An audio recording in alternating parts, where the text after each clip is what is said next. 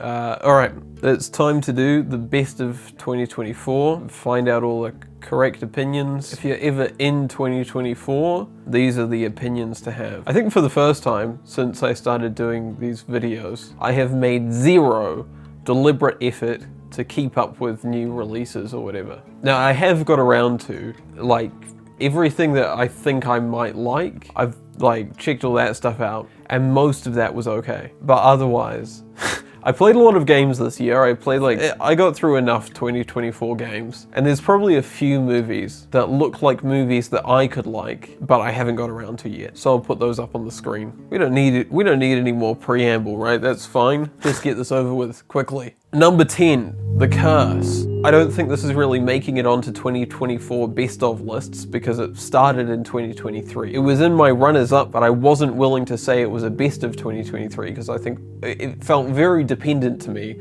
on how well it stuck the landing, and to me, it stuck the ending like fuck. I don't know if you can tell, I haven't written a lot this time, but I thought the ending needed to transcend, and it really did. Now, I think it was fairly polarizing, but I think it really worked. I really like this show in the context of Nathan Fielder's work, Benny Safdie's work. It's a show that is grappling with exploitation in media production. It's grappling with a lot of things. There's a lot of stuff gets skewered, and it doesn't really make any points of its own. It just points and laughs at a lot of stuff, but it's good. But I think, Nathan Fielder was doing mean reality television, and then gradually that sort of transformed into self-critiquing mean reality television, and then this takes it to a point where it's fully scripted self-critique of reality television. I think that's kind of fantastic. But then it's also just like, what if a guy was unbelievably cringe? What if every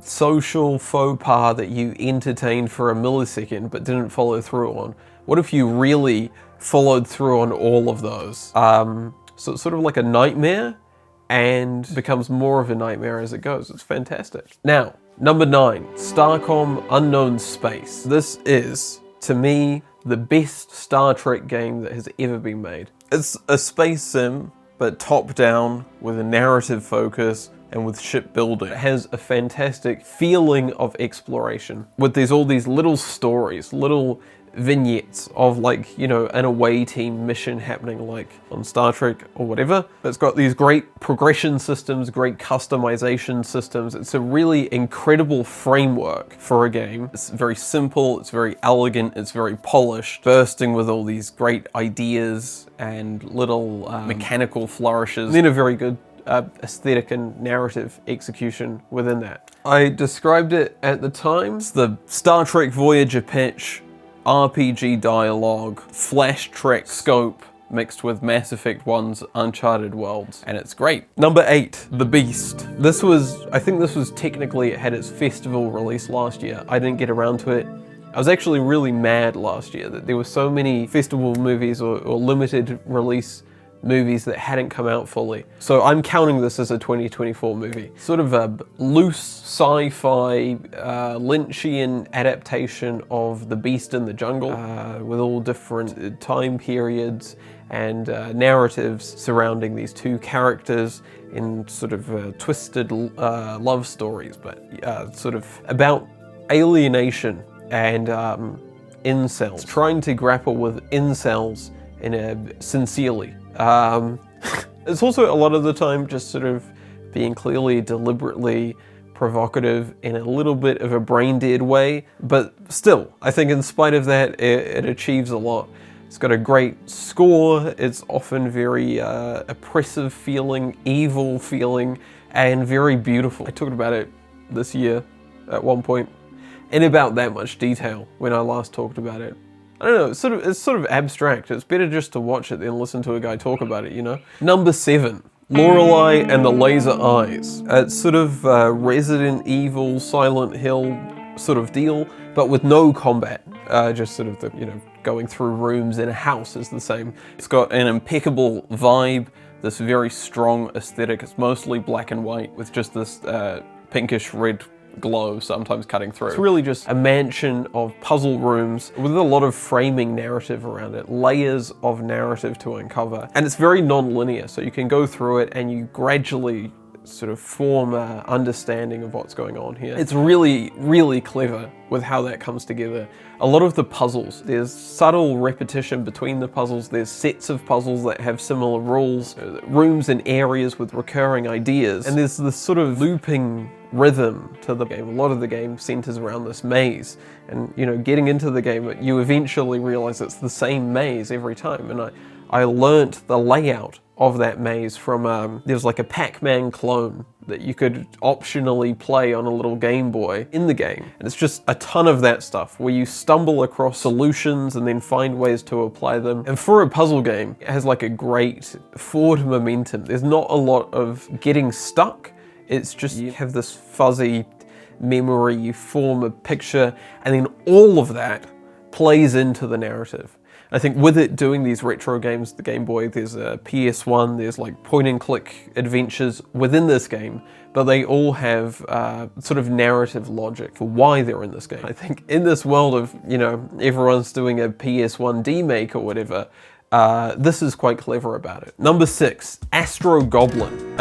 There's been a lot of dying YouTube channels this year, shutdowns and stuff, the broader collapse in media funding this year. One of the things that got by that was Funhouse, and I had felt that Funhouse over the past couple years was really flourishing into something better than it had ever been. I'd also felt that What a Show with Patrick and Charlotte was doing great stuff with the live stream format, doing sort of goofy variety stuff on the computer. And Astro Goblin is what they started doing after the death of Funhouse, and it's pushing both of those things further, I think, and it's fantastic fusing of those formats. You know, it's the sort of a group of people around a desk watching gameplay, but they're pushing past gameplay to where they made like a fake Facebook account and got that banned. They just ordered crap off Temu, they're visiting dead websites, following a 90s VHS yo-yo tutorial. It's fantastic stuff. To me,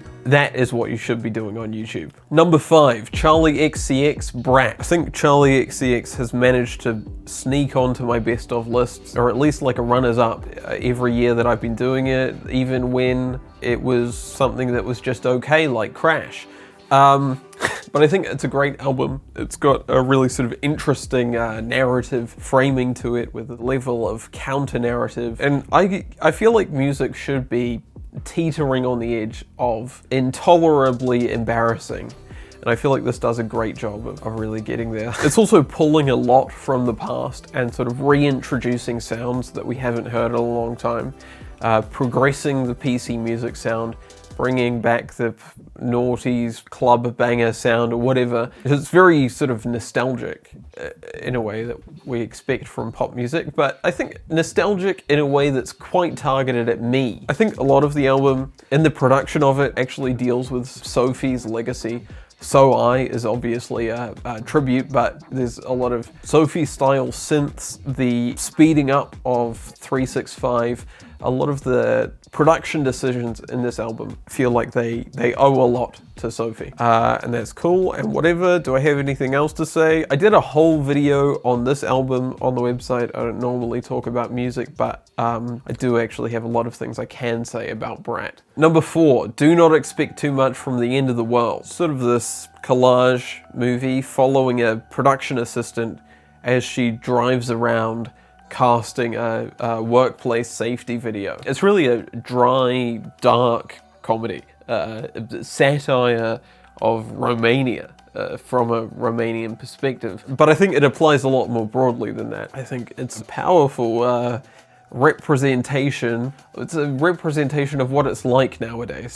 Skewering of how shit things are. And it really does. It creates a feeling. It creates the feeling of work nowadays, which I don't feel like I've ever got out of a movie. On top of all of that, it's sort of in conversation with the 1981 Romanian film Angela Goes On, or Angela Moves On, and maybe it's 1982.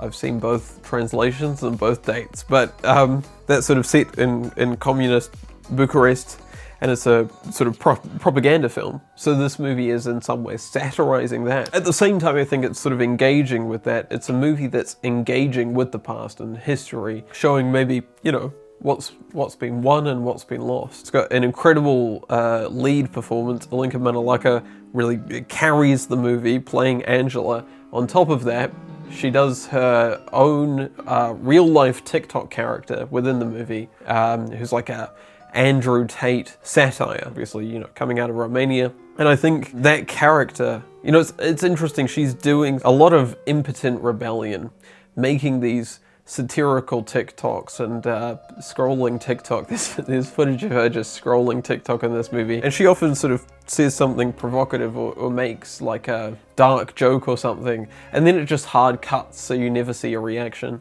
But it's really fantastic. And again, it is what it feels like, you know? Number 3, The Zone of Interest. Actually, all of these are 2023 releases that have, you know, had a wider release in 2024. But fuck you. And this is also one of these ones that's not really worth talking about. You really just got to watch it. And you do. You have to watch it.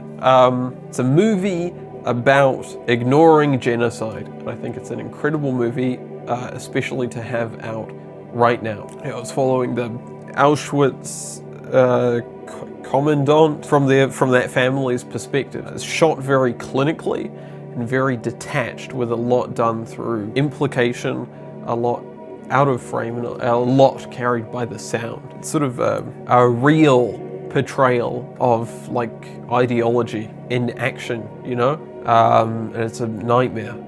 It's maybe the most sort of spiritually upsetting movie you can watch, but you should watch it. Number 2, English Teacher. This could be Texas. Really close to Black Country New Road, and more charitably just sort of that sound. There's a genre label for it now, but I forget what that's called. But mostly here, I fucking love the production of it. I love, probably my favorite thing in all of music is when like a horn or something creeps in for a second. So there's a bit of that sort of carry on here. It's incredible. And I think We Hate Everyone is my lyric of the year. I was saying it before about good music should teeter on the edge of cringe. English Teacher love to dip their toe in. Check it out, check them out. All right, let's do some honorable mentions.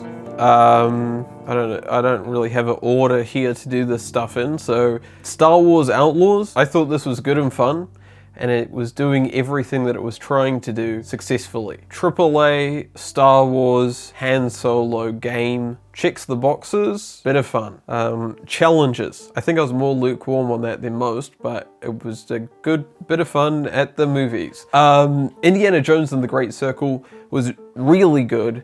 Immersive sim gameplay stuff. Great gameplay, which I was not expecting from that game. Connor O'Malley stand-up solutions. There's probably like, you know, I only like 1 or 2 stand-ups a year, and that's the one this year. And Dan Licata for The Boys. Death's Dynamic Shroud, American Candy. Particularly the song American Candy within that, but the whole thing is a sort of powerful listening experience. English Teacher, the show, is a funny show that I liked a lot, and leaving it there. No title as of 13th February 2024, 28,340 dead. Northern Lion had an incredible run of bits this year. All of Us Strangers, I thought was a really beautiful movie. It really is beautiful. Camila Cabello, I love it. Like, it's my music taste, there's nothing we can do about it. We'll leave it there. And number 1, the best thing of this year was PlayStation Funko Pops. Psych, just kidding, it's Balatro. I got you. I fucking tricked your ass. It's just an incredibly dialed in, polished game.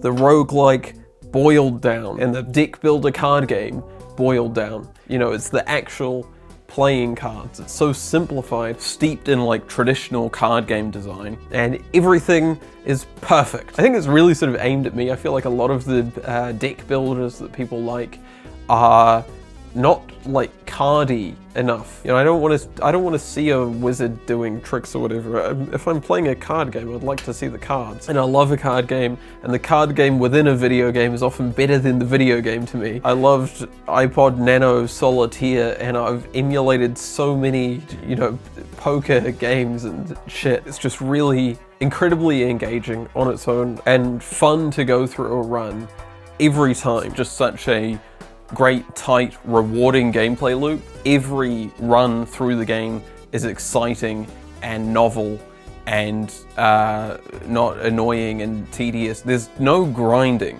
in this game, which is like very normal for a roguelike, right? There's no framing, narrative, whatever. You just play, and every time it's fun to play. It's still rewarding, and I've just about beat the game for my second time through. And also, I was thinking the Balatro theme music has to be by far my most listened song of the year. And it doesn't wear thin to me. It's fantastic. It's an incredible piece of work. All aesthetically, all of Balatro, it's so cohesive. God, it's a good ass game. All right, there we go, whatever. Outro, get fucked.